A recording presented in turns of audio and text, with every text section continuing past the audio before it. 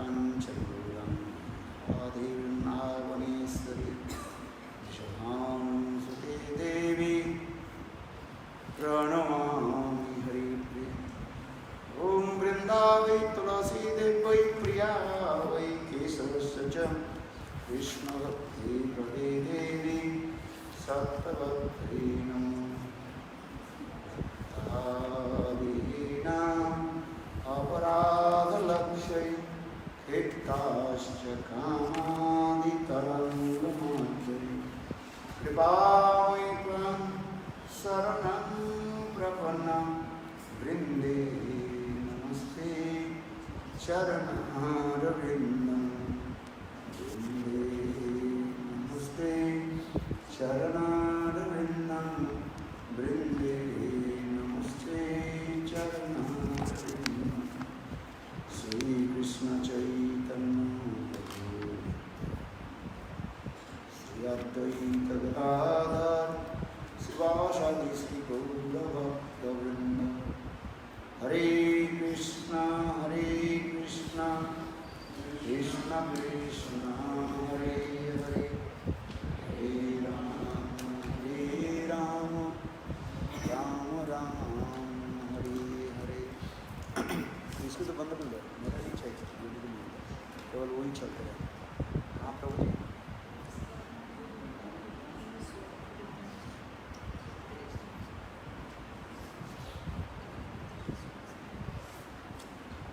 हम लोग राधा जी गुण महिमा कुछ हम लोग श्रवण कर रहे थे। जिस श्लोक का हम लोग कुछ चर्चा कर रहे थे, देवी कृष्णमयी प्रोक्ता राधिका और देवता।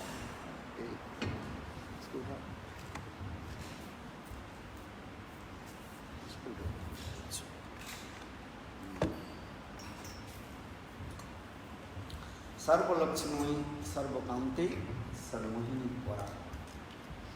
गौतम तंत्र के अनुसार राधा जी के बारे में वर्णन हो गया। देवी को ही द्वितमाना परमा सौंदर्य। एक एक शब्द की वर्णन होते हैं। देवी शब्द की कई अर्थ हमने बताया गया। दिव्यति क्रियति इति देवी। ये कृष्ण के लिए क्या कहा गया? देव शब्द प्रयोग। राधा जी के लिए देवी शब्द है।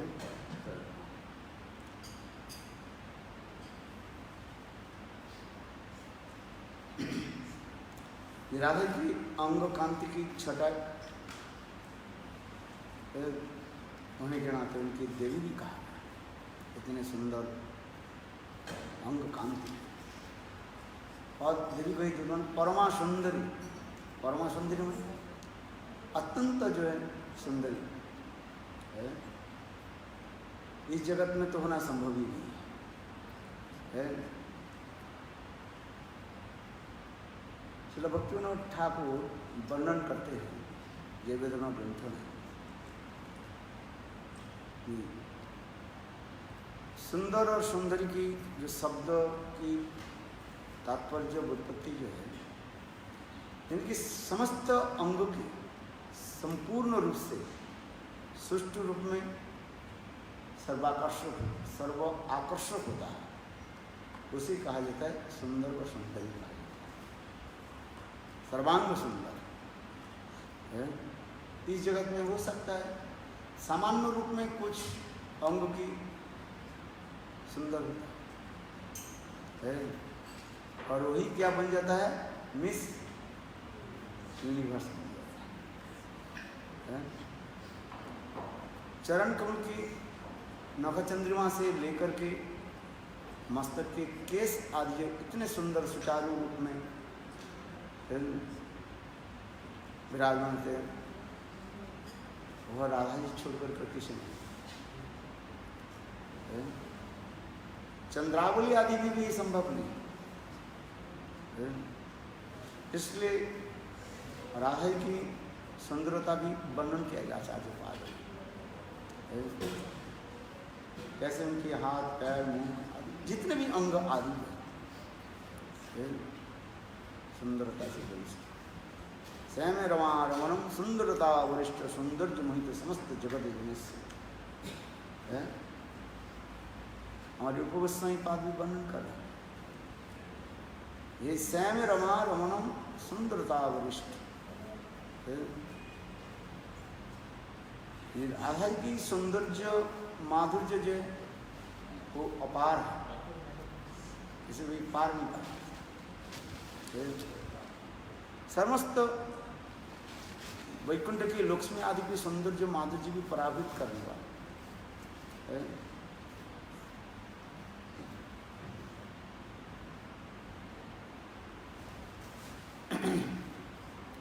ये सौंदर्य मोहित समस्त जगत समस्त अनंत कोटि ब्रह्मांड के छोटे वैकुंठ आदि में जितने भी लक्ष्मियाँ आदि जो है, दरगाह आदि में जो महिषियाँ आदि है, और ब्रज में जितनी गोपियाँ भी हैं, यहाँ तो भी समस्त गोपियों में राधा जी की सौंदर्य माधुर्य इतनी सुंदर है। जहाँ पर अंग संस्कृत में कहा जाता है क्या, अंग की सौष्ठवता है। सृष्टि में सुंदर रूप में विराजमान देखा पड़ता। आँख कैसे होती है राधा, कान कैसे है, नाक क्या है, हाथ पैर ये सब कुछ ये वर्णन किया। राधा की समस्त अंगों की ऐसे सुंदर रूप में वर्णन किया गया। इस जगत में कहाँ वर्णन कर, इस जगत में कहीं वो कहाँ हो सकता है। इस जगत में हम जो कुछ भी सुंदर के तुलना देते हैं वो कमी हो जाता है। जैसे किसी को कहा जाए आँख कैसे कमल की भांति है, कमल नयनी, मृग नयनी है, ये समस्त शब्द प्रयोग किया। इसके आँख मृग की भांति है, हिरण की भांति लंबे लंबे आँख है, और इतने सुंदर है, कज्जल के द्वारा में काले काले एक पड़ेगा। मृग दिखा, कहाँ दिखा? इंग्लैंड में है? इंग्लैंड में है वो, हम वो जाते हैं उनके घर में, डॉक्टर के घर में।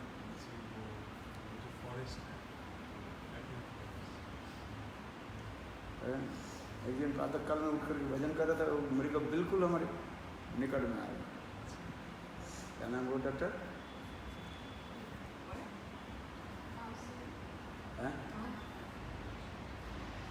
इंग्लैंड में ये पति पत्नी ये डॉक्टर है, जिसके घर में रहता हूँ, ग्रीन्सबी है। बिल्कुल ऐसा नहीं, देखने किसने समझा।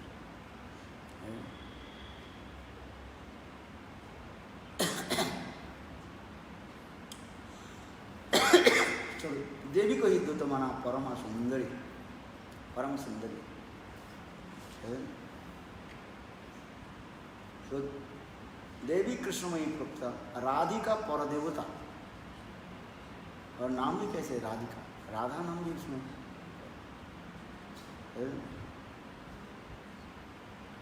श्रेष्ठ, परमन श्रेष्ठ कहा जाता है, परदेवता। सर्वलक्ष्मी समस्त लक्ष्मी की जय सर्वश्रेष्ठ माना जाता है। सर्व कांति, कांति में जितनी इच्छा था, वह कृष्ण की कांति शब्द और एक अर्थ क्या बताया, यदि याद है? कृष्ण की समस्त प्रकार की इच्छा पूर्ण करना। कांति शब्द के अर्थ होता है छटा, इफाल्ट, और कांति शब्द के और एक अर्थ होता है क्या? समस्त प्रकार, कृष्ण के समस्त प्रकार की इच्छा को जो है पूरा करना।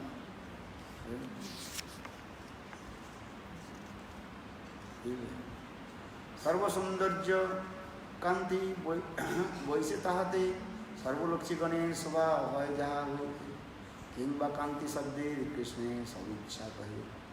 कृष्ण सकल वंशा लदती राधिका करण कृष्ण ने वंचित पुरन सर्वकांति शब्द अर्थ विवरण।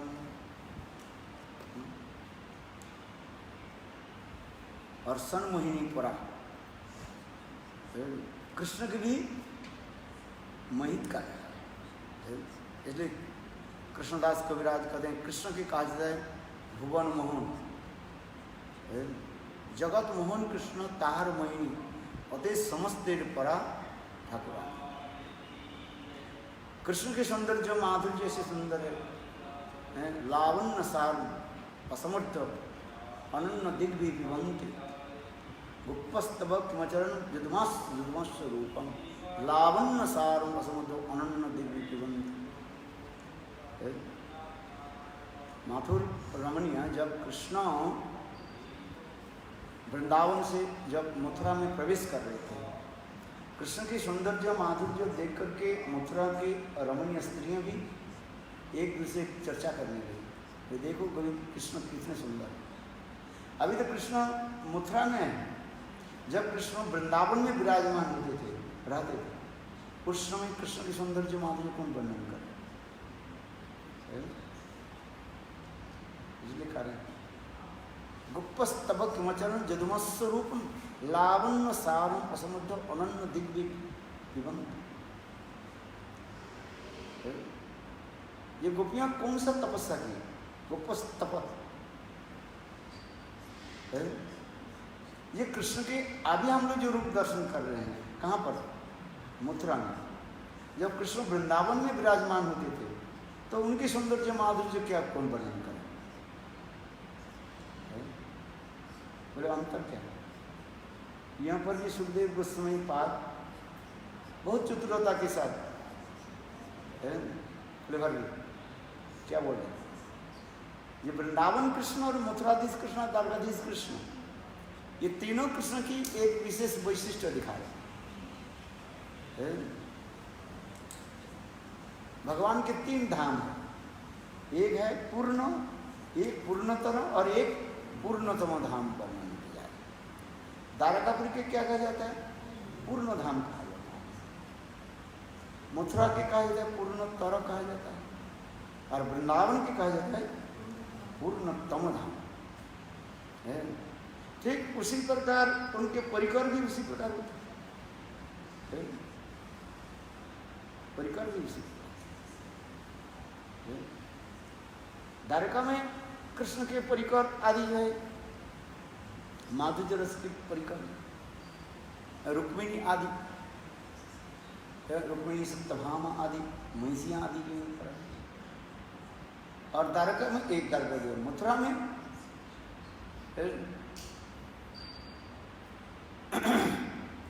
मथुरा में जो उग्रसेन आदि से लेकर के उद्धव आदि से लेकर के ये सब उनके परिकार भी बताया है। और वृंदावन में गोपियों के द्वारा परिवेष्टित कस्तूरी तिलकम ललाट पटली बक्षस्थले कुस्तुभम नासाग्र वर्मुक्तिकम करतुल वेणु करे कंकणम सर्वांगी हरिचंदन सुनितम कंठे च मुक्तावली गोपस्त्री परिवेष्टित विजयते गोपाल चूड़ाम। कृष्ण के ध्यान गोपाल ध्यान हो रहा है, कितने सुंदर। गोपस्त्री परिवेष्टित अर्थात ब्रजवधुगण यानी गोपियाँ कृष्ण के चारों तरफ कैसे घिर करके विराजमान होते उसकी वर्णन की जा रही। कृष्ण के इतने सुंदर रूप, और उसी का हमारे सुंदर रूप गोस्वामी पाद वर्णन करें। सैम रमारवनम सुंदरता वरिष्ठ सौंदर्य मोहित समस्त जगत जनस्य सैमस्व वामबद्ध तनु कदाम इंद्राभराम। कितना सुंदर सैम रमा रमन, हे सैम हे श्रीमती राधिका। आपके सौंदर्य माधुर्य कौन वर्णन कर सकते? जब विशेष करके जब आप रासस्थली में कृष्ण के साथ जब गलबैठन दे करके जब विराजमान होते, उस समय जो आपकी जो सौंदर्य माधुर्य कौन वर्णन करे? समस्त सखियाँ ललिता आदि अष्टसखी आदि सारी तरफ विराजमान रहते, और बीच में स्वयं कृष्ण राही के गल विडंबे के लिए विराजमान है। स्वयं रमा रमणम सुंदर मोहित समस्त जगत है। उस समय आप दोनों की सौंदर्य माधुर्य कौन वर्णन करे? समस्त जगत जनस एक नहीं, समस्त जगत ब्रह्मांड की से लेकर के वैकुंठ अयोध्या द्वारका मतलब समस्त जो है लोग आपके माधुर्य देख करके मोहित हो जाए, समस्त जगत से, और ऐसे स्वरूप के दर्शन करें।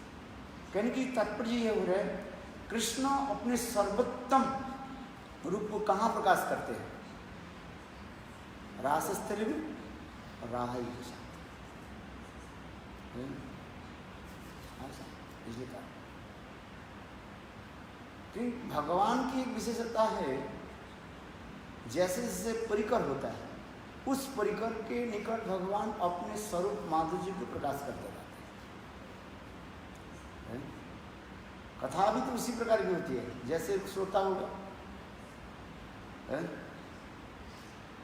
एक श्रोता होता है, एक श्रोता होता है, और श्रोता होता है। जो सोच आकर के सो जाते हैं उसके निकट क्या बोले? चिल्लाते रहो जोर जोर से, उठो उठो, जीव जागो जीव जागो है कि नहीं? और एक सरोता होता है, सरोता माने सुपारी काटने वाले जो इंस्ट्रूमेंट होता है, उसके हिंदी भाषा में क्या बोलते हैं? कथा तो सुनते नहीं, यहाँ पर कथा होती है, आई तो जाते हैं, आए जाते हैं देखने कुछ लोग, और कहाँ बैठते हैं? पीछे बैठ जाते हैं, माला लेकर के बैठ जाते हैं, कथा भी सुनता नहीं और सुने भी देते नहीं है। सुपारी काटते हैं ना, काटने वाला होता है, बस माला लेकर आज काल क्या बोला, काल तो प्रसाद था, अच्छा था, किंतु ज़्यादा मिर्च था उसमें। अच्छा मैं बोला था तुम्हारे घर में कौन है? अरे हरि कृष्ण, हाँ बिल्कुल पीछे बैठ करके वो अपने गप 3 घंटे अपने गप मारेंगे, गप समझते हो माने बात करते हैं। और एक होता है श्रोता। श्रोता के लक्षण क्या होता है? उत्कर नहीं माने कान खड़ा करके कोई एक अक्षर एक शब्द कहीं हमारा निकल ना जाए। वो कहाँ करता है? सामने करता है। परीक्षित महाराज जैसे सुखदेव के समय के सन्निकट में बैठ के सुनता है। और कोई उत्तम महाभागवत हनुमान जैसे है पीछे बैठे, यहाँ पर राम कथा होती है ना, हनुमान जी पहले आ जाते हैं और जाते कब अंत में जाते, सब लोग चले जाते, और तो कथा को बहुत गैर से सुनते, ध्यान से सुनते। तो उनके वास्तव में श्रोता की तात्पर्य करें कि उत्कर्ण मान कान की खड़ा करते हैं और कहाँ बढ़ते हैं? निकट में बैठते हैं। वक्ता तो देखेंगे जिस श्रोता हमारे सामने जो बैठे हुए हैं वो कितने उत्कंठा के साथ श्रवण करते हैं, तो कथा तो निकल करते हैं। श्रीमद् भागवत में इसको प्रमाण दे रहे हैं। श्रोता के ऊपर निर्भर करता है, वक्ता के ऊपर नहीं। कथा जो है किसके ऊपर निर्भर करता है? श्रोता। ये श्रोता कैसे सुना जाता है, उनकी भावना क्या है। तो इसी तरह भगवान भी उसे अपने सौंदर्य माधुर्य की प्रकाश करते हैं, जैसे जैसे परिकर होते हैं। वैकुंठ में नारायण के रूप में प्रकाश किया, अयोध्या में रामचंद्र के रूप में अपने स्वरूप को प्रकाश किया, द्वारका में द्वारकाधीश कृष्ण के रूप में, और वृंदावन में नंदनंदन के रूप में प्रकाश किया, यशोदानंदन श्याम सुंदर है।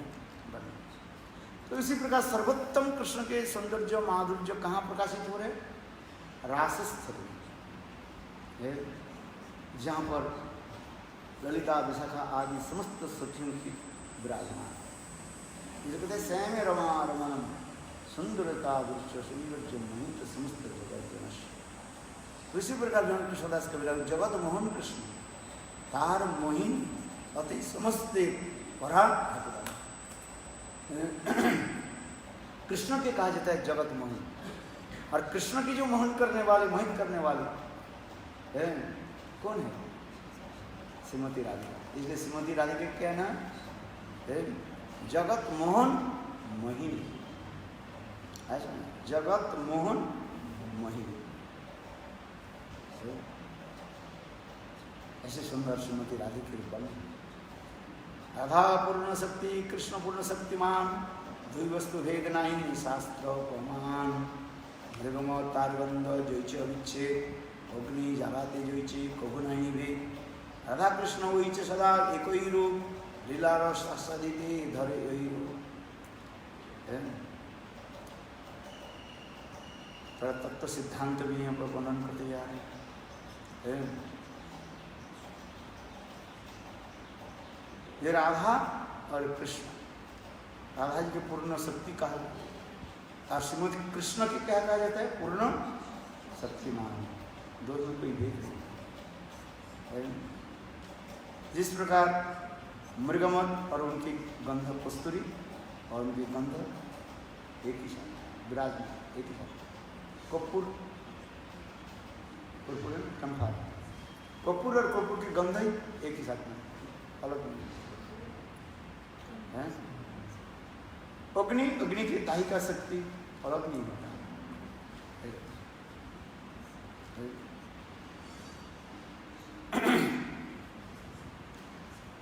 उसी प्रकार राधा कृष्ण एक ही स्वरूप है, केवल लीला रस आस्वादन करने के दो रूप में प्रकट होता है। इसलिए आगे कि राधा के गुण भी वर्णन किए जा रहे हैं। कितने सुंदर आगे जिससे हम वर्णन कर रहे थे कल।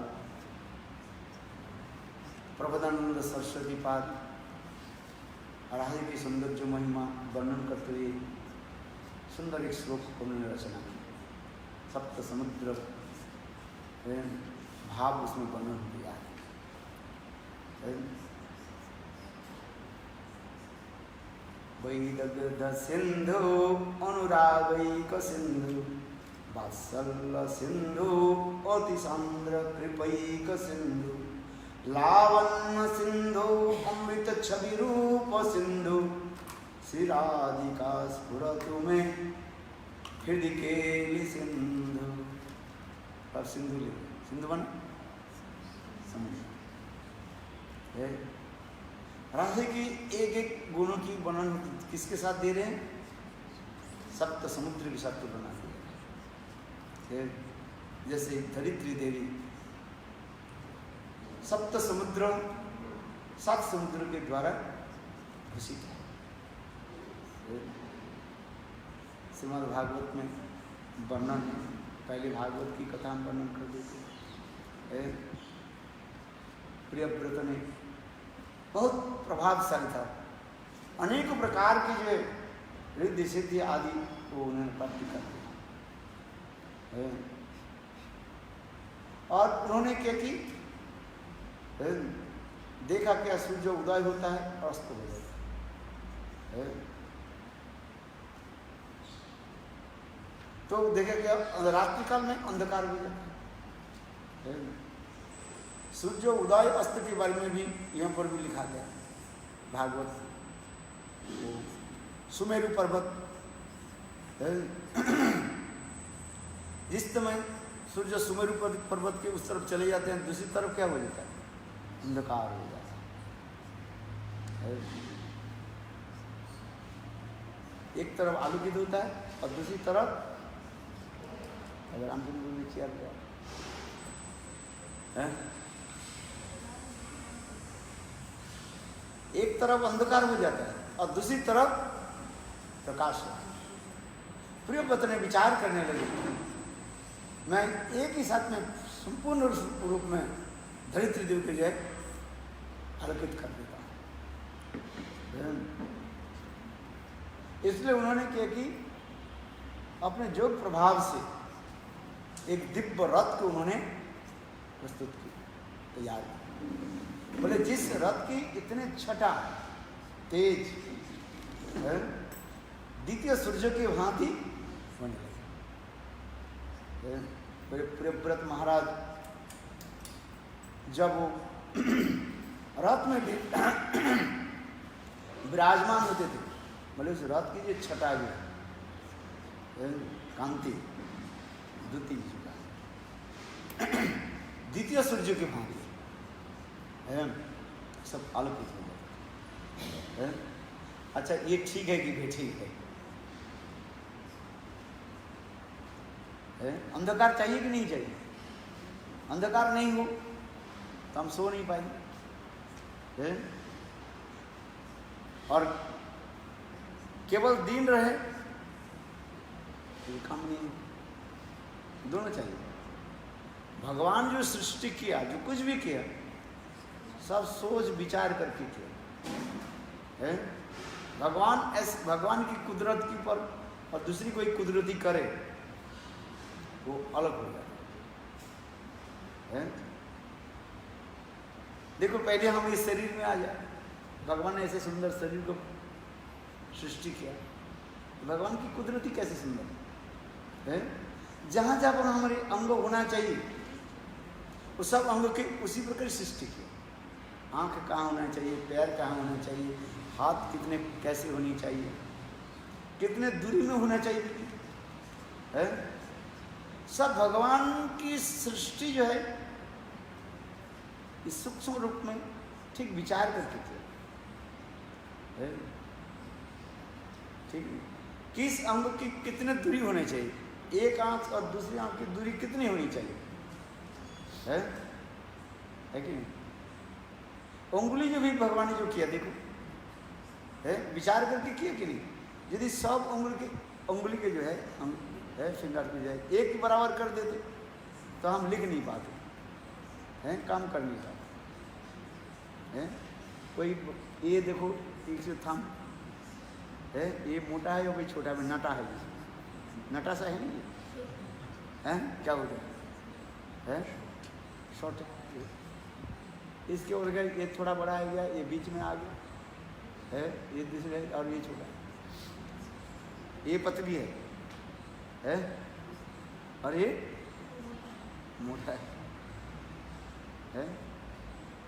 तब हम हाथ में जो है सुचारू रूप में हम कम कर सकते हैं। भगवान की कुदरती कितने सुंदर है। आँख कान हाथ पार ना जैसे सब सुंदर करके तैयार किया। मेरे कहने की तात्पर्य है, प्रियव्रत ने के विचार करने लगे, यदि पृथ्वी के एक तरफ जो है अंधकार हो जाता है और दूसरी तरफ प्रकाश सूर्य उदय अस्त, तो उन्होंने विचार करने लगे ये नहीं, मैं एक ही साथ में दोनों तरफ ही प्रकाश हूँ।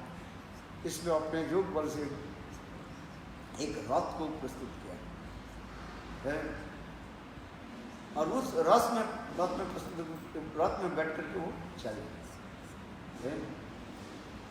और उस समय सर्व दिशा को क्या प्रकाशित कर, जैसे उनकी रथ की ऐसी सुंदर द्युति था, छटा था, द्वितीय सूर्य की भांति लगता है।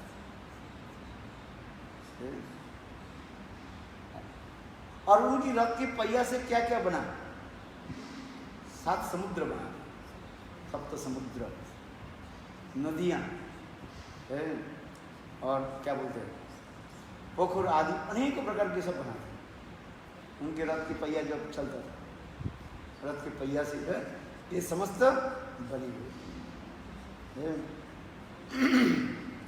तो जिस कथा प्रसंग में आ रहे ये सप्त समुद्र, और उन्होंने क्या कि सप्तद्वीप भी बना दिया, इसलिए सप्त समुद्र और 7 द्वीपों की वर्णन है भागवत में। एक एक समुद्र से दूसरे समुद्र के कितने हजारों मील दूरी।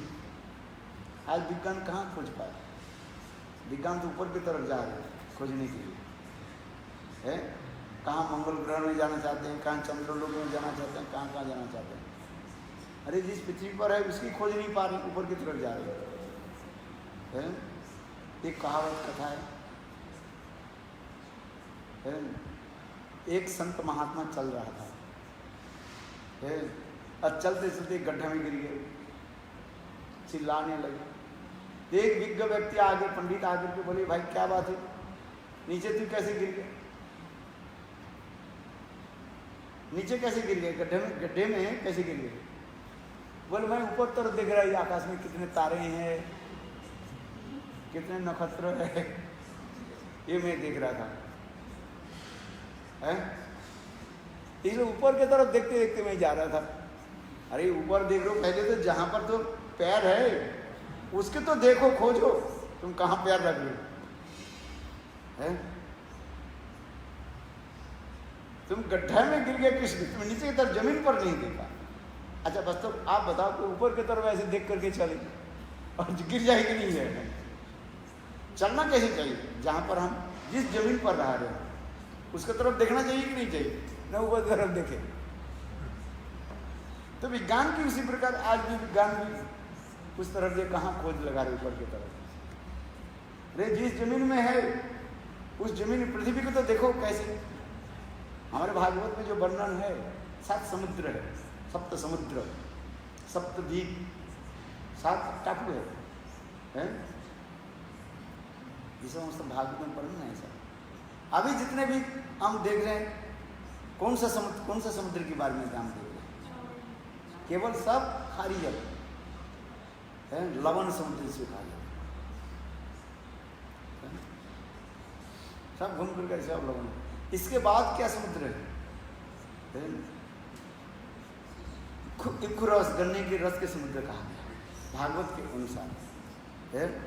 उन्होंने रथ के पहिया की तरह 7 समुद्र बना दिए, 7 द्वीप बनाए, है? इसलिए श्रीमद् भागवत में सुखदेव गोस्वामी परीक्षित महाराज की कहेंगे, महाराज परीक्षित सुनिए, भागवत ऐसे ग्रंथ है समस्त प्रकार की वर्णन करते हैं, खगोल और भूगोल की कथा। खगोल बने आकाश के नवरा, आकाश में जितनी है वो भी वर्णन है, और भूगोल पृथ्वी लोक में जो कुछ भी है उसमें वर्णन है। विज्ञान आज तक खोज नहीं पाया, इसलिए कहते हैं लवण समुद्र। इस लवण समुद्र के बीच में जो द्वीप है, द्वीप समझ रहे हो, टापू है, उसके नाम क्या है? जम्बूद्वीप। जम्बूद्वीप। हम लोग जिस आइलैंड में रह रहे हैं इसके कहा जाता है क्या? जम्बूद्वीप। चारों तरफ समुद्र, लवण समुद्र। जैसे ऑस्ट्रेलिया में जाते हैं, ऑस्ट्रेलिया को आप लोगों ने मैप देखा, चारों तरफ कौन सा समुद्र है? पैसिफिक ओशन है, शांत महासागर का पैसिफिक ओशन, और महाद्वीप कहा जाता है। तो उसी प्रकार ये जो समुद्र जो देख रहे हैं, अटलांटिक महासागर का कहिए और पैसिफिक महासागर भी कहिए, जो देख ये समस्त जल क्या है? इसको कहा जाता है लवण समुद्र। इस लवण समुद्र के बाद हजारों मील दूर है और एक दूसरी समुद्र, उसे क्या कहा जाता है? इक्खु रस समुद्र, हमें गन्ने के रस के समुद्र। और उसी पर बीच में एक द्वीप, उसे कहा जाता है क्या? क्या? लक्षद्वीप कहा जाता है। और इसके बाद फिर सुरा समुद्र है, मदिरा के समुद्र है, जो मदिरा पीना पिलने वाले थे वो बहुत खुश हो जाते हैं,